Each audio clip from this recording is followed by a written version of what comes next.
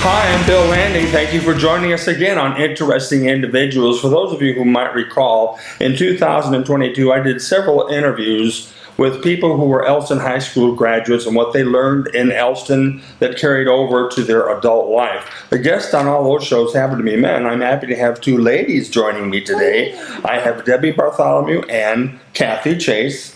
Welcome to the show. Thank you. Let's just first of all, Debbie, what year did you graduate? I graduated in 1969. Kathy? 1972. All right, and each of you have something unique to say about your classes. Well, our theme was Sin, Sex, Beer, and Wine. We're the class of 69. Oh. And I actually believe that happened because, for one thing, they wouldn't allow the young men who were in sports, because there were no women's sports at the time, to put the year on their sweaters because of the 69 implication, which we always thought was kind of silly. And you have a shirt, I see that. But anyway, it was a very tumultuous time when I graduated. In 68, Martin Luther King was assassinated. Right. We had Bobby Kennedy assassinated. And we had the real beginnings of the movement toward black equality. Since I was going to get to this later in the interview, but since you mentioned it, since you went to the 60s, there were some good things in the 60s. The Beatles. Oh, yes. The Ed Sullivan Show. He had the greatest talent all over. The Batman craze for a couple of years there. Woodstock.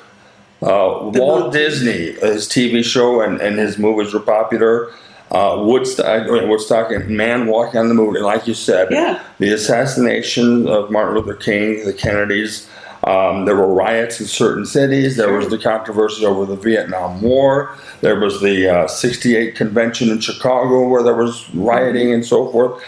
Do you recall that hitting home here at Elston in some of the classes and maybe being topics of discussions? In our world history class. We did a lot of discussion, and there were those who were still saying, "Oh, well, this is right. The government says it's right." And then there were some of us who were going, "It's time to be done." And those who had actually followed it, had read, were already moving toward a different level. My class, I think, had a lot of tumultuous times because that was really. There were the beginning of drugs pretty heavily through the late 60s, early 70s. I had a couple of classmates who never quite came back because of it, and that was sad, and they were very bright people. But others moved on and found their way. It was just, you asked me to think about it, and because of everything that is happening now in our country, I think I had a great time. I was not held into all of the frustrations, but I think I was aware that life was not as simple as high school. I see. And if I'm not mistaken, you'd mentioned to me your class was the biggest one ever? Yes, it was. 819 graduated. Oh, we started with over 1,000. And I don't know if they still did it with you, but when we went through, they had classes 7 to 2, 8 to 3, and 9 to 4. Wow. Because that was the only way they could get everybody in. I see. And then there were 6-minute passing periods to get us from one place to another. Because we would go through 3 buildings.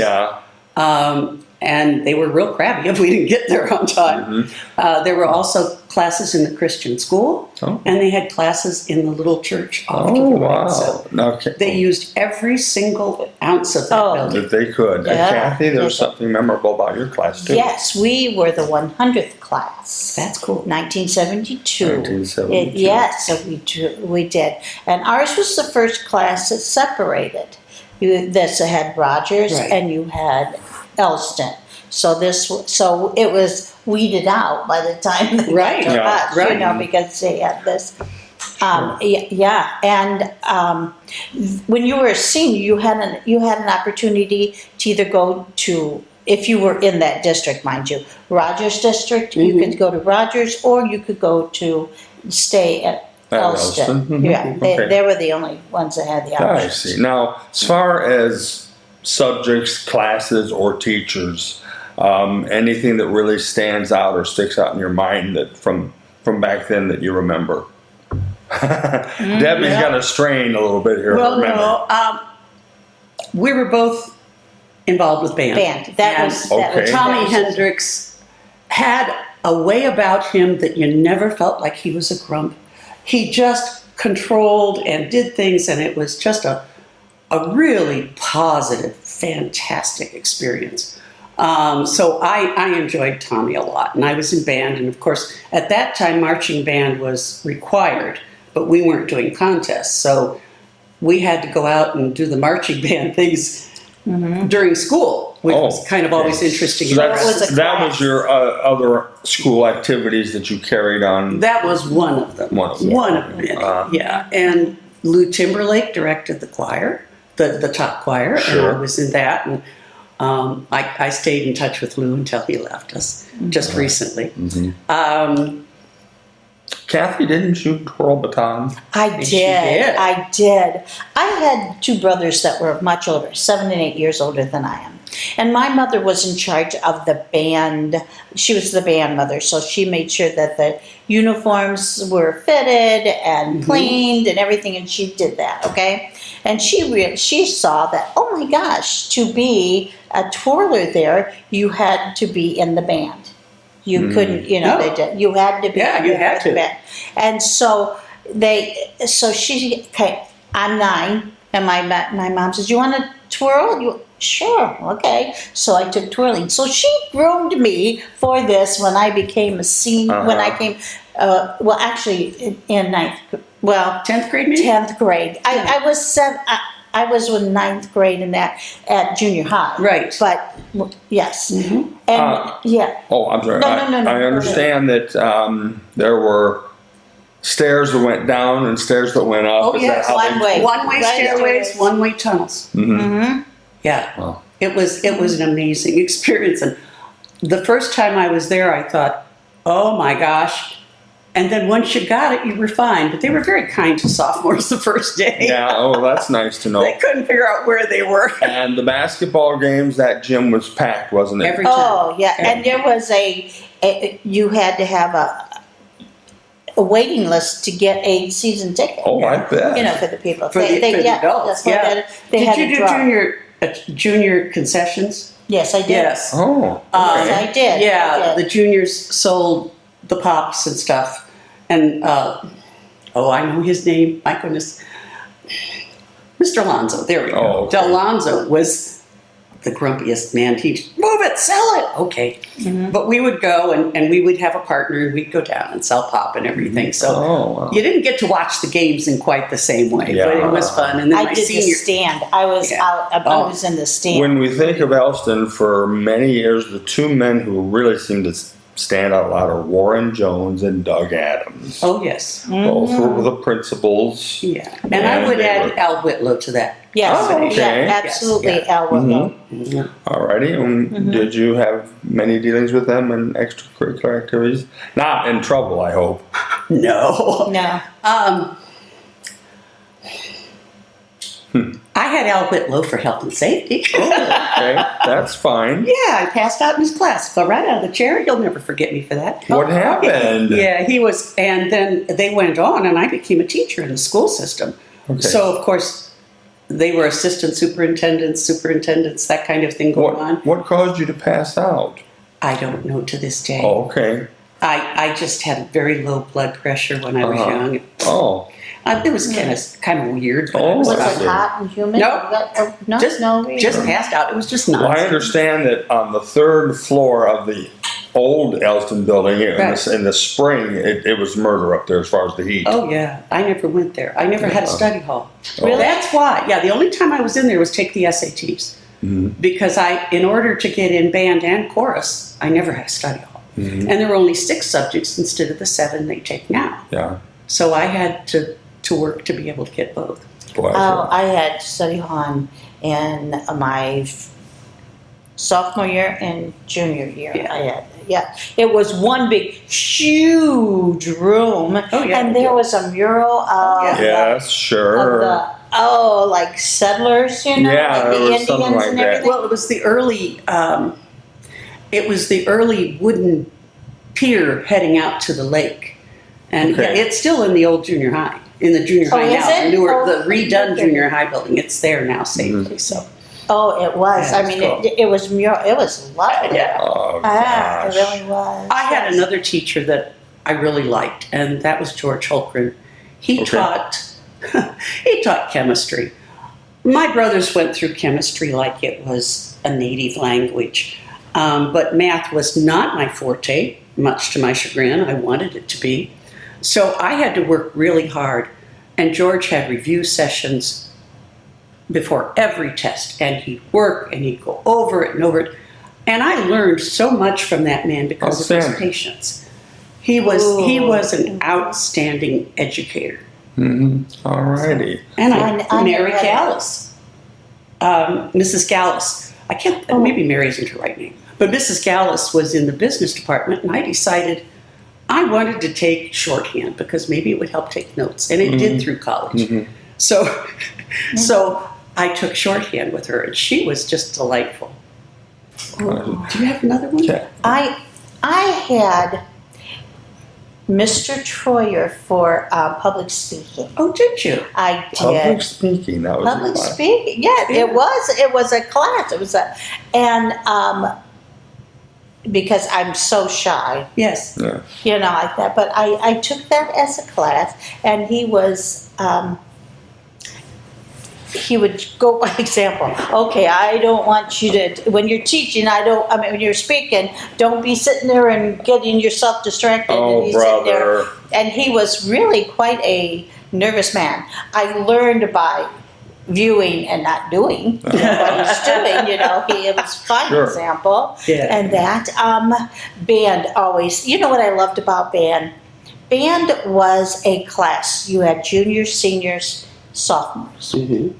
And you were a class. I never thought of them as being a senior or that. When you're doing when you're you're learning the song, you're learning the tempo, you're learning the basic math. I mean math per se, like for like the measures and stuff like that, and creating music. And my husband at the time was graduating in 70. Sure. So I went to his class reunion, and they said, "Oh, here, let me introduce you." And this is Susie. I know Susie. We're a band together. Half of the people. I mean, in my class, I go, "Oh my gosh!" Oh wow! I know. So it was a. I never felt that I was. They were superior, and they put you down. I mean, we were we class, were together, and we were a unit. Yeah. Kathy, I want to talk to you, and I'm sure, and I have heard many people for decades talk about the 1972 basketball team, which went undefeated for the season, and unfortunately got defeated in the semi-state championship game by Gary West, which many people, including some of my relatives who were at that game, I was at that game. And do you remember that game? It was a heartbreak, and I've never seen Doug Adams ever upset. You know, when the game is playing, he was never upset. But boy, oh boy, oh boy, oh boy, they did things where they fouled, and instead of where they were fouled, they made them go all the way to the end. I mean, they really had to work at getting them defeated. Yeah, they really had to work. And I heard, though, I am not for sure, but I heard the judges, not judges, what are they, umpire? Now, referees. The ones that judges were kicked off, and they were never allowed to. Well, I heard that, I know Elston was beating them for a while, and I guess when the fourth quarter came, and then they had an overtime. And I guess the fouls were going against Elston. Just unbelievable. It was so blatant. Yeah. And we're a horrible ending to an amazing team. season. And I can just imagine how horrible. Was Rick Whitlow on that team? Or had he already graduated? I think Whitlow was in 71. Okay, I couldn't remember what year he And I think that he was it just had to have been horrible bus rides back home that night. Well, I was with my parents, so so when I saw this, so Al Fleming. I know we had a gathering at the Oh my gosh. Amesfield. Amesfield. Okay, I grew up with Mark Adams. Okay. We went through school together. We went to church together and everything. Oh my gosh, he was so devastated. And honestly, I think class of 72 was better than 66. Really? I really do. We went to semi-state every year that I was in high school. Mm-hmm.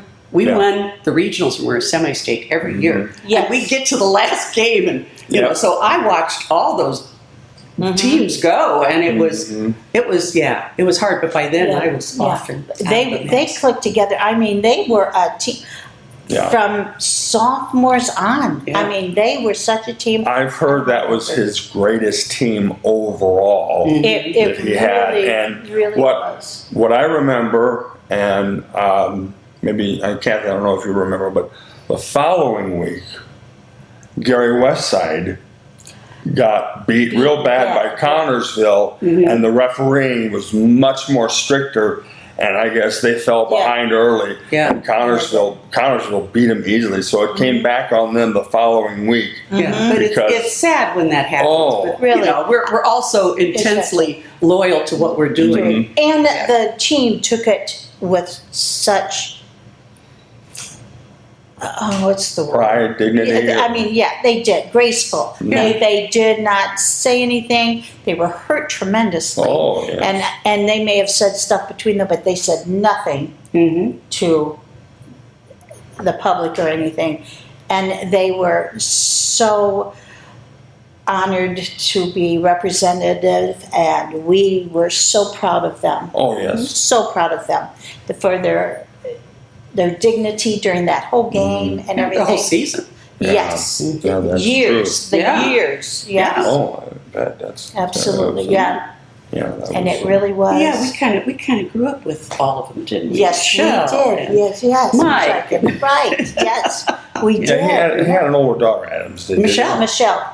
She taught in the Michigan City area schools. Yes, she did. Debbie, what subjects did you teach, or subjects? When I taught? Yeah. I taught elementary school. Okay, where So at? I taught everything. I taught at Springfield for 4 years, and then numbers changed, and I switched to Knapp, and that's where I ended my career. Oh, good done. I taught everything from 1st through 6th, but the majority of my career was 3rd grade because that was my love. Yeah?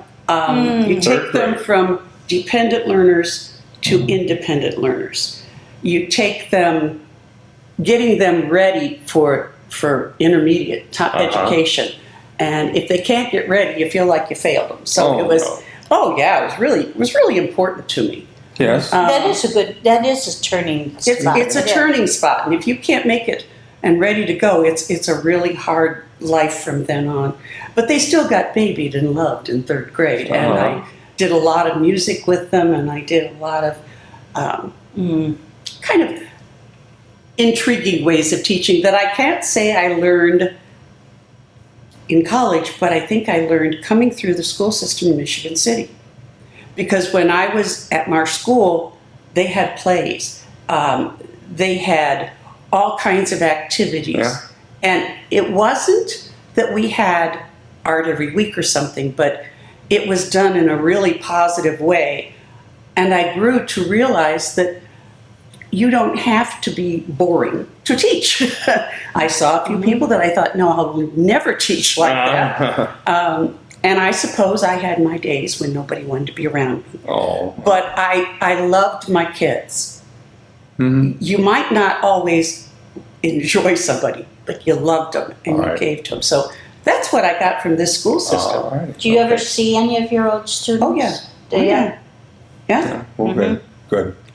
Well, Debbie Bartholomew and Kathy Chase, it has been a great pleasure having the two of you on the show. It was so good to we grew up together. Yeah, we've been at shows together. Yes, we have. Yeah, both of you two have a great deal of theater experience. Yes, we do. All righty, well, we'll see. All right, both of you, thank you again. Thank you. Hey, Red Devils. Go Red Devils. All right, City. bye-bye. I'm Bill Landing. That's this segment of Interesting Individuals. We'll see you again soon.